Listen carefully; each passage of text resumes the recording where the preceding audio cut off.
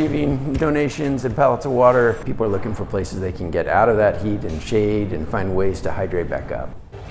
An extended heat wave that will last all of the 4th of July holiday weekend starts tomorrow. Temperatures are expected to reach triple digits, potentially hitting 100 degrees by Friday. Thank you for joining us at noon. I'm China Green.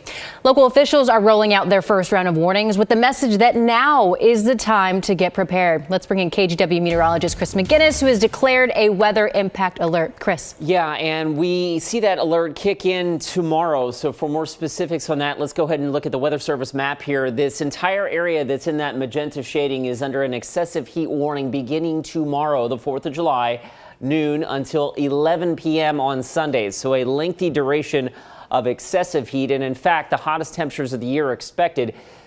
Biggest thing that you need to do to stay safe is to make sure that you drink plenty of water, stay hydrated, and keep yourself in cool places, and check on those that maybe do not have access to air conditioning. We are looking at likely now 3 consecutive days at or above 100 degrees. In fact, we may peak out around 105 or 106 on Saturday and Sunday.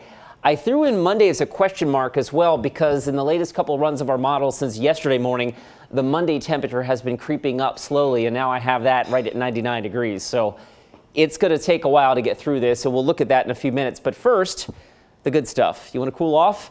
Ocean water temperature in the lower 60s right now in Cannon Beach, upper 50s, I should say, and the temperature in the 60s at Cannon Beach. There's a beautiful shot right now along the North Oregon coast. The Dalles has cleared out. It's a little breezy there, but not as breezy as it has been.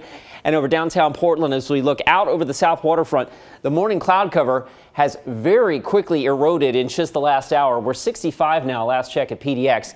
And this temperature should steadily climb now. I do expect us getting into the 80s this afternoon. Low 80s today. And then we stair step into the 90s tomorrow, and then 3 or potentially 4 consecutive days up near the century mark or above. That's in my 7-day forecast, and that comes up in a few minutes. China. All right, Chris, thank you for that. And for many, the record highs will be uncomfortable, but for others, it could be dangerous. Alma McCarty has more on how the community is bracing for the treacherous heat. Portland's first heat wave of the summer. Any individual that has any sort of threshold or difficulties with heat, they've got to be aware that it's coming. If possible, staying indoors in air-conditioned spaces is best, especially during the hottest parts of the day. Rick Graves with Portland Fire and Rescue stresses the importance of planning ahead. Do so by making sure that you're hydrated. If you're planning on activities, try to plan those in the morning rather than in the afternoon and early evening when we're going to have peak heat. Get yourself taken care of and ready to just relax and rest during the extreme hot times during the day.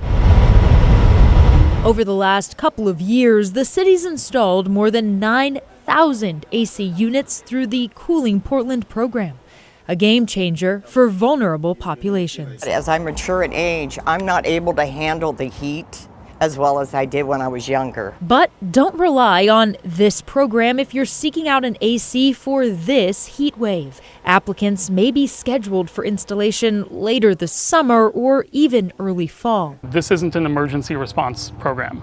This is a climate resilience program, and then if there's an extreme heat event, the city, the county, and other partners have other approaches to deal with emergency response. Multnomah County has yet to open cooling centers, but officials are preparing to do so if needed.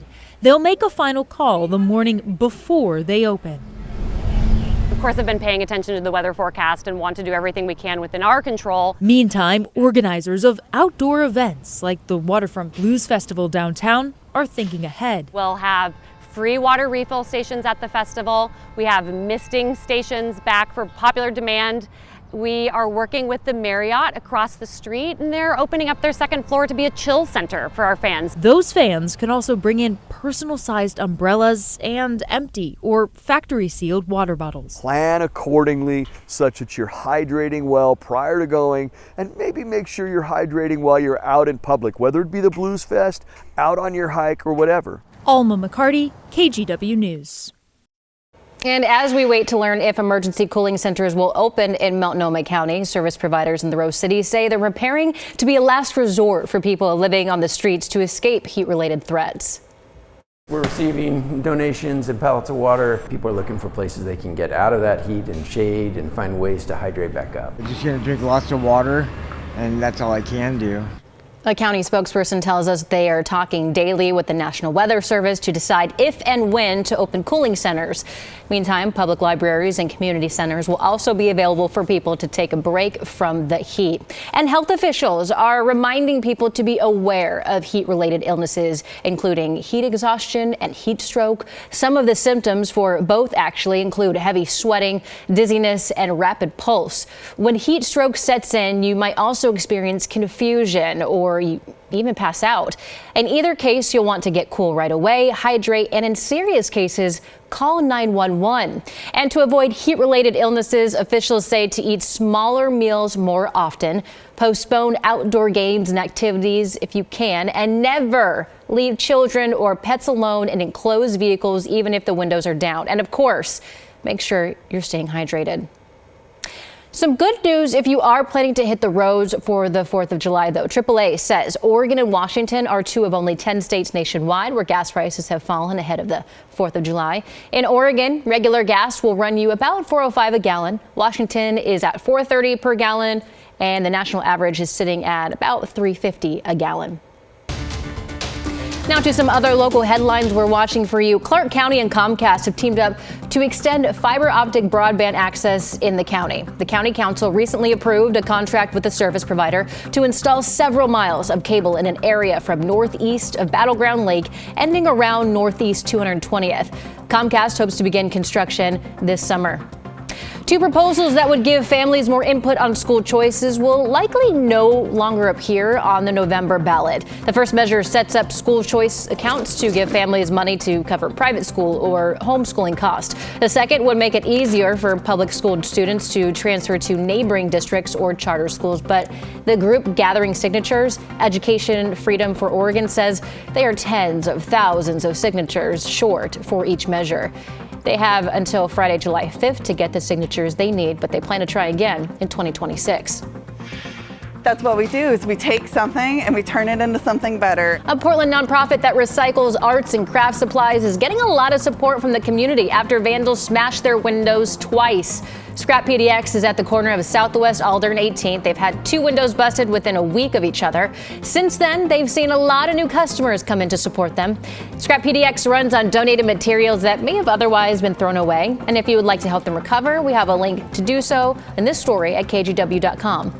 And those are some of your local headlines.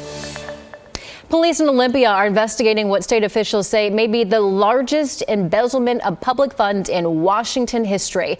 Investigators say management analysis of office administration hearings used the agency's credit card to pay himself more than $878,000.